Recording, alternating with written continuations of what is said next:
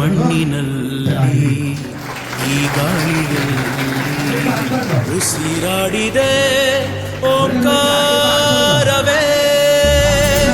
ಈ ನೀರಿನಲ್ಲಿ ಈ ಹಸಿರಿನಲ್ಲಿ ಜಯ ಭಾರತಿ ಜಯ ಘೋಷವೇ. ಈ ಜಗಕ್ಕೆ ನಾವೇ ಗುರುಸ್ಥಾನ, ಕಲಿಸಿದ್ದು ನಾವೇನೆ ಧ್ಯಾನ, ಜನಗಣವೇ ನಮ್ಮೆದೆಯ ಗಾನ, ವಿಜ್ಞಾನ ನಾವಿತ್ತ ದಾನ, ನಿಜ ಸಂಸ್ಕೃತಿ ಜ್ಞಾನಮಾನ, ಅಭಿಮಾನ ತುಂಬಿರೋ ಹಿಂದೂಸ್ತಾನ. ಈ ನೆತ್ತರಲ್ಲಿ ನರನಾಡಿಯಲ್ಲಿ ಹರಿದಾಡಿದೆ ಅಭಿಮಾನವೇ. ಈ ನೀರಿನಲ್ಲಿ ಈ ಹಸಿರಿನಲ್ಲಿ ಜಯ ಭಾರತಿ ಜಯ ಘೋಷವೇ.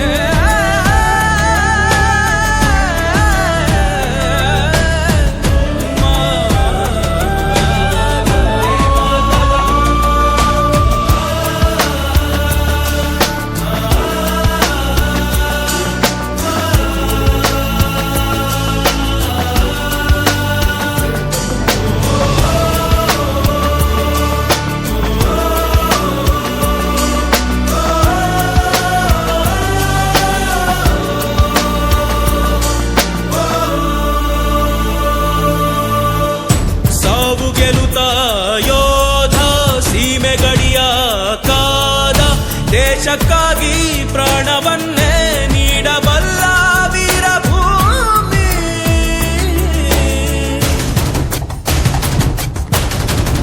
ಜನ್ಮಭೂಮಿ ಕರ್ಮಭೂಮಿ ಎಲ್ಲ ಧರ್ಮ ಬೆರೆತ ಭೂಮಿ, ಎಲ್ಲರೂ ರಾಷ್ಟ್ರ ಪ್ರೇಮಿ. ಇಲ್ಲ ಅದನ್ನು ಕಟ್ಟಿಟ್ಟ ಬುತ್ತಿ.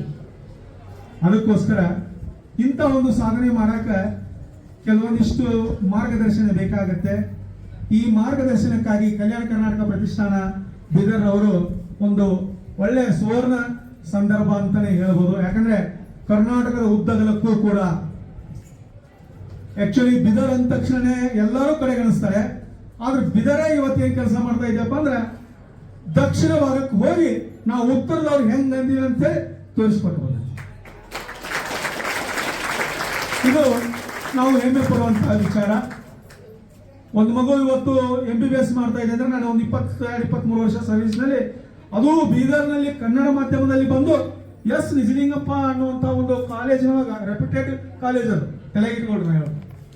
ಎಸ್ ನಿಜಲಿಂಗಪ್ಪ ಕಾಲೇಜಿನಲ್ಲಿ ಕನ್ನಡ ಮಾಧ್ಯಮದಲ್ಲಿ ಓದಿ JEE ನೀಟ್, ನಾನು PUC ಸೆಕೆಂಡ್ ಇಯರ್ ಇರ್ತಕ್ಕಂಥ ವಿದ್ಯಾರ್ಥಿಗಳಿಗೆ ಸ್ವಲ್ಪ ಗಮನ ಇಟ್ಟು ಕೇಳಿ.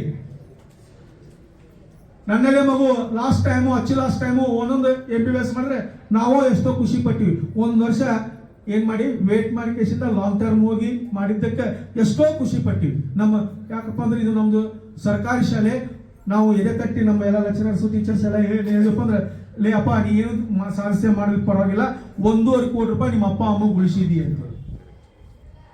ಎಷ್ಟು MBBS ಸೀಟ್ ಏನಾದ್ರು ಪೇಮೆಂಟ್ ಸೀಟ್ ತಗೋಬೇಕಂದ್ರೆ 1.5 ಕೋಟಿ ರೂಪಾಯಿ ಇದೆ. ಆ ಮಗು 1 ವರ್ಷ ಲಾಂಗ್ ಟರ್ಮ್ ಮಾಡಿ ಅದನ್ನು ಪಡಿತಾ ಇದೆ ಅಂದ್ರೆ ಅವರ ತಂದೆ ತಾಯಿಗೆ ಎಷ್ಟು ದುಡ್ಡನ್ನು ಉಳಿಸಿದ ಹಾಗೆ? 1.5 ಕೋಟಿ. ಎಷ್ಟು? ಸ್ವಲ್ಪ ಥಿಂಕ್ ಮಾಡಿ. ಸೊ ನಾನಿರೋ 7th, ಸೊ 10th ಅಂತ ಹೇಳಿ ಕೂಡಿಸ್ಕೋತಾರಲ್ವ, ಇದು ಅಲ್ಲಿ 7th ಅಲಾಗಿರಲ್ಲ ಅಂದ್ರೂ 10th ಹುಡುಗಿ ಅಂತ ಹೋಗಿ ಕೂಡ್ತೀನಲ್ಲ ನಾನು. ಅಲ್ಲೊಂದು ಕ್ವಶನ್ ಕೇಳ್ತಾರೆ, ನೀವು 3 ಕ್ವಶನ್ ಹೆಂಗೆ ಕೇಳಿದ್ರು ಅಲ್ಲೂ ಹಾಗೆ 3 ಕ್ವಶನ್ ಕೇಳ್ತಾರ. ಅವ್ನಿಗೆ ಹೆಂಗೆ ಪ್ರೈಸ್ ಕೊಟ್ಟಾಗ್ತಾರೋ ಹಾಗೆ ಮೊದಲನೇ ಪ್ರೈಸ್ ನಾನು ತಗೋತೀನಿ ಅಲ್ಲಿ. ಸೊ ಇವಳಿಗೆ ಹೇಗೆ ಕ್ವಶನ್ ಕೇಳಿದ್ರು ನನಗೂ ಹಾಗೆ ಕ್ವಶನ್ ಕೇಳ್ತಾರೆ, ಏನಾಗಬೇಕಂತ, ಡಾಕ್ಟರ್ ಅಂತ ಹೇಳ್ತೀನಿ. ಅದೇ ಥರ ಅವ್ರು ಒಂದು ಮಾತು ಹೇಳ್ತಾರೆ, ಬೆಳಿಗ್ಗೆ 4 ಗಂಟೆಗೆ ಹೇಳ್ಬೇಕು ಎಲ್ಲರೂ. 10th ಅಂದರೆ ತುಂಬ ಓದೋದಿರುತ್ತೆ. 4 ಗಂಟೆಗೆ ಯಾಕಂದರೆ ಒಳ್ಳೆ ಕಾಲ, ಋಷಿ ಮುನಿಗಳು ಓದಿದ ಕಾಲ ಅಂತ ಹೇಳ್ತಾರೆ. ಮೊದಲು ಅದಕ್ಕೆ ನಾವು 7th ಅಂದರೆ 4ಗೆ ಹೇಳಂದ್ರೆ ಎಲ್ಲರಿಗೂ ಕಷ್ಟ ಆಗೋದು. ಸೊ ಹಾಗೆ ಹೇಳ್ತಾರೆ ಬಿಡಪ್ಪ ಅಂತ ಸುಮ್ಮನೆ ಆದ್ವಿ.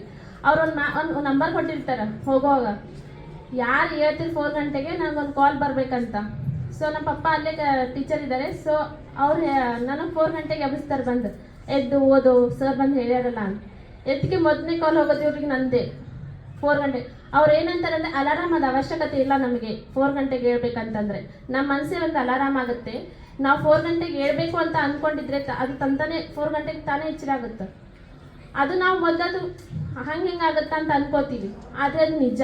ನಾವು ಒಂದೊಂದ್ಸಲ ಈಗೂ ನಾನು ಮೆಡಿಕಲ್ನಲ್ಲಿ ಇರ್ತೀನಿ, ಒಂದೊಂದ್ಸಲ ಅಲಾರಾಮ್ ಇಡಲ್ಲ, ಹಾಗೆ ಮಲ್ಕೋತೀವಿ ಅದು ಟಯರ್ಡ್ ಆಗಿದ್ಮೇಲೆ. ಸೊ ಬೆಳಿಗ್ಗೆ ನಾನು ಹೇಳೋ ಕರೆಕ್ಟ್ ಟೈಮಿಗೆ ಅದು ಅಲಾರಾಮ್ ಇರಲಿಲ್ಲ ಅಂದರೂ ಎಚ್ಚರ ಆಗುತ್ತೆ ನಮಗೆ. ಸೊ ಬೆಳಿಗ್ಗೆ ಎಲ್ಲರೂ ಬೇಗ ಎದ್ದು ಹೋದ್ರಿ ನೀವು ಎಲ್ಲರೂ. ಅಂದರೆ ಈಗ 10th ಸೆಕೆಂಡ್ ಇಯರ್ಲಿ ಕಷ್ಟಪಟ್ಟರೆ ಮುಂದೆ ಒಳ್ಳೇದು. ಅಂದರೆ 10th ಸೆಕೆಂಡ್ ಇಯರ್ ತನಕ ಏನು ಓದ್ತೀವಿ ಅದೇ ಮುಂದೆ ಅಳವಡಿಕೆ ಆಗುತ್ತೆ. ಈಗ ನಾವು ಸೆಕೆಂಡ್ ಇಯರ್ ತನಕ ಏನೇನು ಓದಿವೋ ಅವೇ ಮುಂದೆ MBBS ಒಳಗೂ ಅದಾವೆ, ಅವೇ ಅದೇ ಟಾಪಿಕ್ ಅವೇ ಎಲ್ಲ. ಸೆಕೆಂಡ್ ಇಯರ್ ಫಸ್ಟ್ ಇಯರ್ ಅವು ಏನದಾವೆಲ್ಲ